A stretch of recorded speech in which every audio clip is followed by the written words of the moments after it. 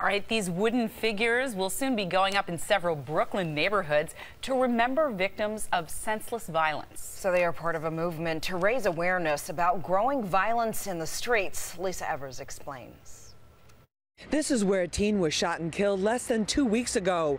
Now Laquan Nelson and other victims of violence will be remembered with a new kind of monument. These eerie-looking black wood figures will soon be seen in Brooklyn neighborhoods, but not in random locations. They're designed as memorials to the victims of violence at the places where it happened. City Council member Robert Cornegy Jr. knows his plan will be controversial. We really wanted to be able to memorialize those victims, but in a way that was substantial.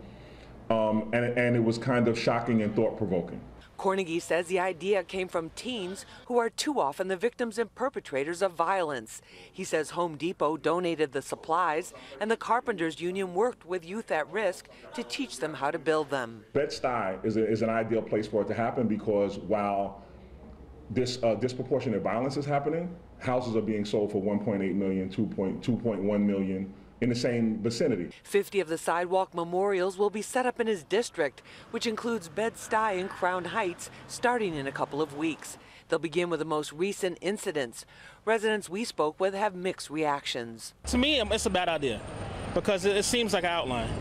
You know, it seems like an outline of a body. There's graffiti that I see on the street that does a similar thing, that marks where there like crimes happen. So I think, the idea of the city actually doing something rather than having individual people, put up their own markings seems like a good idea. Cornegy says he's already had inquiries from some of his colleagues who represent districts where violence is still an urgent issue. He says beyond the shock value, he's hoping this project will have a lasting impact on the youth as well as community safety. In Bed-Stuy, I'm Lisa Evers, Fox 5 News.